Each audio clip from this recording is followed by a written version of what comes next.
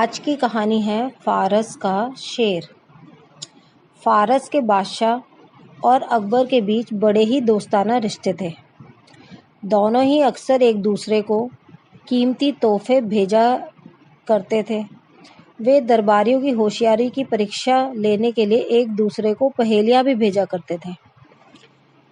एक दिन फ़ारस के बादशाह का दूत एक तोहफे के साथ बादशाह अकबर के दरबार में आया।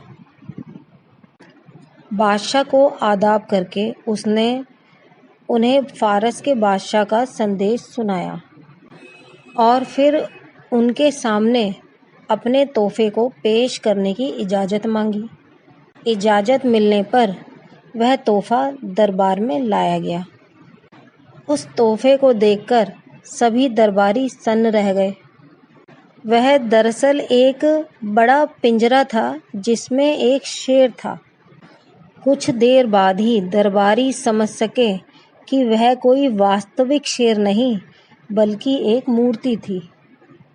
मूर्ति इतनी असली प्रतीत हो रही थी कि कोई भी उसे देखकर कुछ देर के लिए उसे असल का शेर ही समझ सकता। तभी फ़ारस के दूत ने अपने बादशाह का एक और संदेश सुनाया। उसने कहा, शेर को बाहर निकालने के बाद मेरा पिंजरा लौटा दिया जाए। बादशाह अकबर बोले, इसमें कोई मुश्किल नहीं है। पिंजरे का दरवाज़ा खोल के शेर की मूर्ति बाहर निकाल लो और पिंजरा वापस कर दो। लेकिन जब दरबारी पिंजरे के पास पहुँचे तो यह देखकर हैरान रह गए कि पिंजरे में तो कोई दरवाज़ा ही नहीं था। सारे दरबारी एक दूसरे का मुंह ताकने लगे। जब पिंजरे में कोई दरवाज़ा ही नहीं है तो शेर को बाहर कैसे निकाला जाए? कुछ दरबारी बोले कि शेर को छोटे छोटे टुकड़ों में तोड़कर निकाल लिया जाए, लेकिन कुछ का कहना था कि शेर किसी मजबूत धातु का बना होगा और इस तरह उसे तोड़ना आसान नहीं होगा। बादशाह अकबर और सभी दरबारियों के माथे पर बल पड़े हुए थे और वे इस पहेली का अर्थ खोजने की कोशिश कर रहे थे, लेकिन बहुत देर तक सोचने के बाद भी उनकी समझ में कोई समाधान नहीं आया। उधर फ़ारस का दूत चुपचाप एक ओर खड़ा दरबारियों की हालत देखकर मन ही मन मुस्कुरा रहा था। जब बहुत देर तक कोई समाधान नहीं निकला तो बादशाह ने बीरबल को बुलाने के लिए कहा। जब बीरबल दरबार में आए तो उनसे महाराज ने कहा, फ़ारस के बादशाह चाहते हैं कि इस पिंजरे को तोड़े बिना ये शेर बाहर निकाल लिया जाए। अब तुम ही बताओ कि क्या ऐसा करना संभव है? बादशाह की बात सुनकर बीरबल उस पिंजरे का बड़ी ही बारीकी से निरीक्षण करने लगे।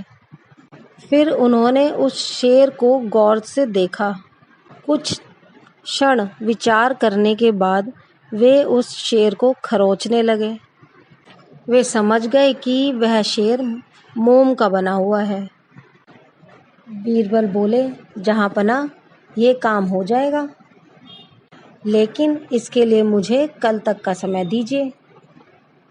बादशाह ने कहा, वक्त की तो कोई दिक्कत नहीं है बीरबल, बस तुम यह समस्या सुलझा दो। इतना कहकर बादशाह ने उस दिन का दरबार खत्म कर दिया।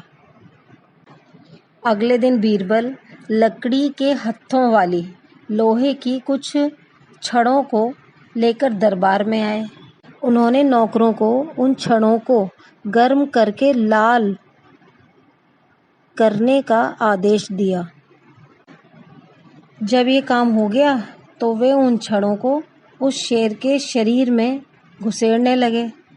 बादशाह अकबर और सभी दरबारी बीरबल को ये काम करते हुए बड़े ध्यान से देख रहे थे। वे गर्म छड़ें शेर के शरीर में डालते ही मोम पिघलने लगा। जल्द ही सारा मोम पिंजरे के बाहर आ गया। बादशाह अकबर मुस्कुरा रहे थे।